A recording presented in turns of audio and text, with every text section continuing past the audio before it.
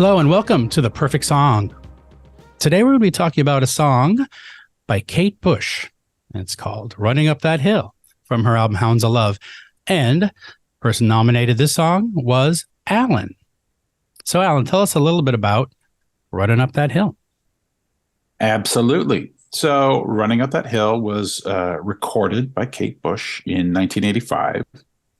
It was written by her as well. And I believe it was just written with a drum machine and a Fairlight keyboard. And, I read that on Wikipedia. And I listened to it after reading that, and I was amazed that it pretty much is the way it originated. Like, there isn't a lot more to it than that. When they recorded it, they did add some stuff, some snare drums and some other little fills. Yeah, there's a little bit of a guitar thing happening in the crescendo part, I think. Just very, very, very subtle. Yeah, but it's basically the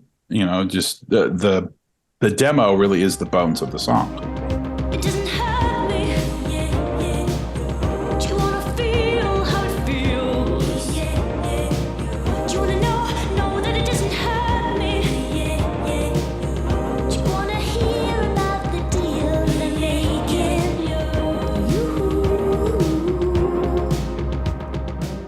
And she wrote it about sort of the difficulties between men and women, and if only men and women could sort of swap places and understand each other, there would be less misery, I guess, in relationships.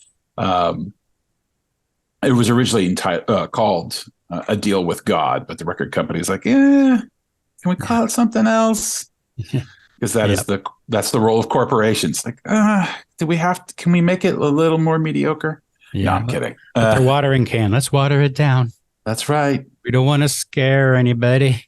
That's right. We have to make as much money as possible. But that was then.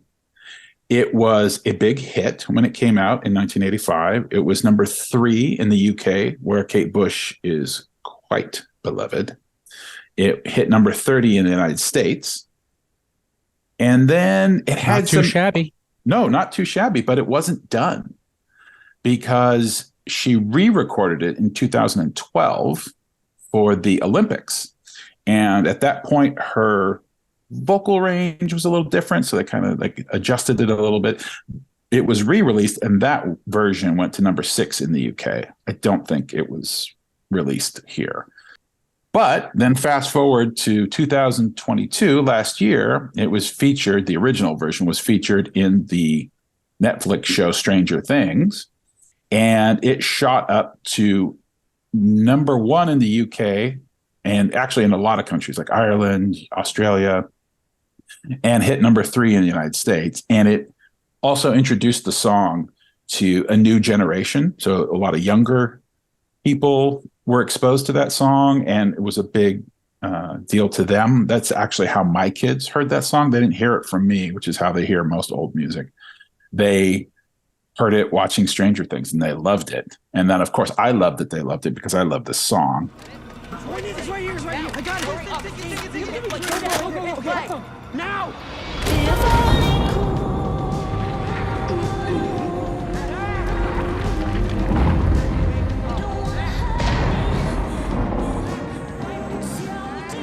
They can't help you, Max. There's a reason you hide from them.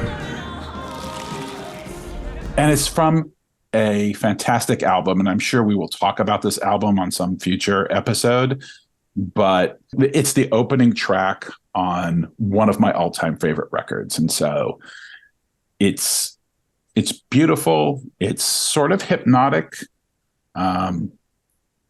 It's also rare for me in the sense that it came out during the era of MTV, and yet I can barely remember the video. Like, most of the times I remember the video as much as I remember the song, but this one, it was kind of like weird and abstract, and they're just kind of dancing around.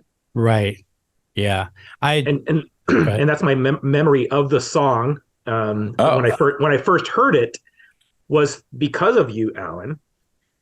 We were on our senior trip on the bus, right. And you had your Walkman I'm like, hey, what you listen to? You held the cassette up to me. It's close to my face, held it right up to me. I said, oh, and then you let me listen to that song. And that's when I first heard that song. Yeah, well, it's the same with me. The first time I heard it was Alan used to come pick me up to go to school in the morning, and he had a cassette player in his car, and this is a cassette that he had, and he played it in the car. Yeah, I know, crazy, eh? And that's when I first heard it, and I was like, "This is the whole album, I think." And I was just like, her voice is kind of interesting, but this is really good, And that was my first introduction as well. And this album had come out, I guess, probably that year. Yeah. 85, right? And yeah, it's a fantastic song. Like you said, it opens up a great album, really sets the tone for it, and it has this sort of very evocative, spooky kind of open, and then the drums kind of are like a train or something, and it's a very kind of mechanical and moving along. And then her voice, like I said, just completely unique and great. I love it. And I'm a big fan in general of synthetic or mechanical sounding music with really emotional lyrics. I don't know. To me, that's a sort of a hallmark of early 80s music in a lot of ways. Like new wave music, maybe, not the rock and new wave stuff, but the stuff that kind of stuff I got into, like a Depeche Mode or something, really artificial sounds and sounds of things clanking together with people talking about emotions. Well, I mean, it's a great juxtaposition of something extremely human with something completely mechanical. Yeah, specifically this song, it really does. It builds up to, it gets more and more kind of layered with vocals and sounds. And her voice, again, she starts really showing her vocal talents in there, and with the background vocal tracks mixing together. And then it comes back down to that end, the kind of that drone sound. They call it a train drone or something. I forget what they called it. Yeah.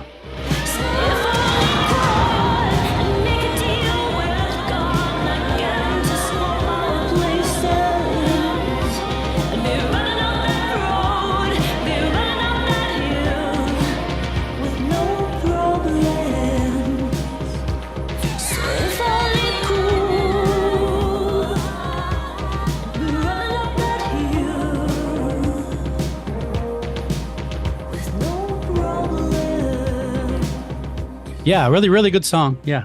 I do think it's worth mentioning, too, that until the time where she created, I think the album previous to this was The Dreaming, right? Was this one right before this? Yeah. Okay.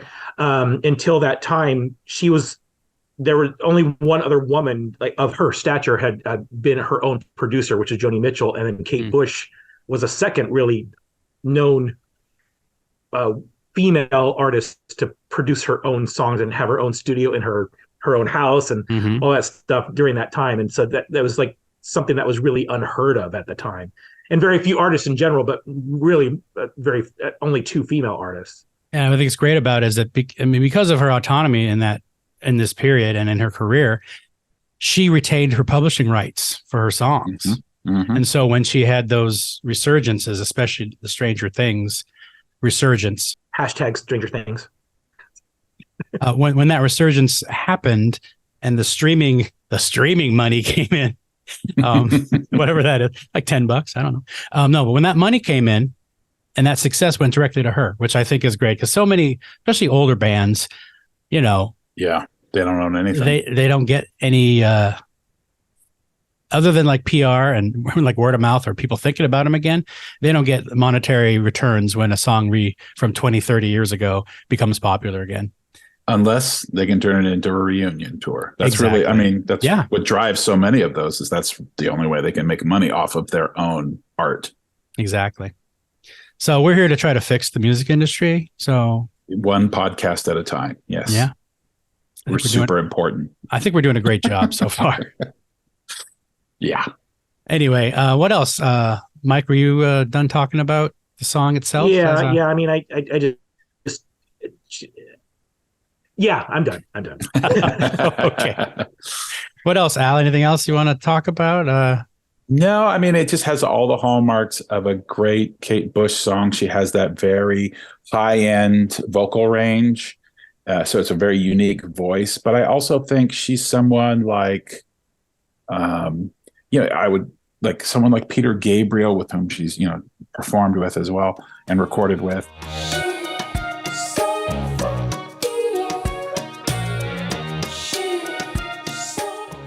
I've changed my face, I've changed my name, but no one wants you when you lose. Don't give up, 'cause you have friends. Don't give up, you're not beaten yet. But there's certain artists that they're just making the songs that they want to make, and it doesn't really matter whether it's commercial or like it's coming from their humanity, and she's definitely one of those. Yeah. And that thing we talked about technology juxtaposed to humanity and emotion.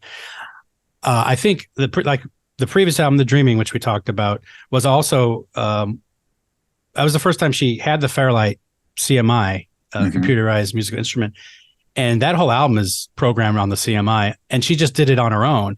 And again, just that independence that she had, and also just the talent she had for songwriting, and then getting a tool like the Fairlight, which was new. Like, I think Peter Gabriel introduced her to it, possibly because he was using it around the same time. He was doing Security, which had a lot of these. He used the same tool to make his album Security, but she just basically hunkered down in her studio and use this instrument to create these great songs and great albums. Again, this is a great album, Hounds of Love, that people should check out.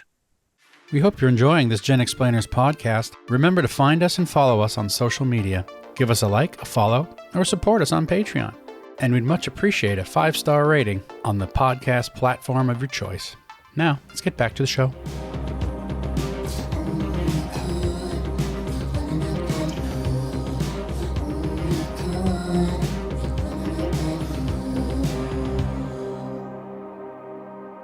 Let's get to the question, I suppose. A perfect song, Alan? What do you think? I mean, I nominated it, right? Well, you know what? But, yes, you did. But you can nominate a song and not have it be perfect, but that doesn't really make sense. Yeah, that's true. That's true. But it's totally fine. Maybe next time I'll nominate a song that's bad. Anyway, but this isn't one. This is one that I do believe is a perfect song, and I say yes, wholeheartedly, with all of my being. Mike, what do you think? Yes, definitely, very much so. There's I didn't even make notes on this one because I was going to say yes automatically. So. Yeah, I think it's shitty. No, I think it is. Yes, definitely a perfect song, along with a few of her other songs, is what I wrote. Oh yeah, but this song is fantastic and definitely perfect. And again, we have a unanimous vote, so it has to be true.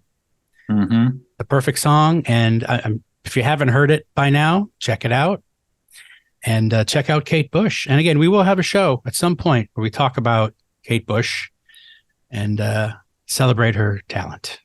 The one last little fact that I did find on it was that it said Running Up That Hill eventually reached number 1 37 years after its release, breaking the record for the longest time taken to reach the top spot, which was Wham's Last Christmas. Wow. Which was 36 years. So Kate Bush better than Wham. I wasn't sure until now, but now we know. Now we know. All right. Thanks, guys. And we will see you next week. Bye. Bye. Bye. Thank you for listening to this GenXplainers podcast.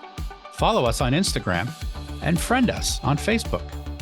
Just search for GenXplainers and find us on Patreon, where you can support the channel and gain access to extended cuts of the podcast as well as exclusive bonus content. See you next time.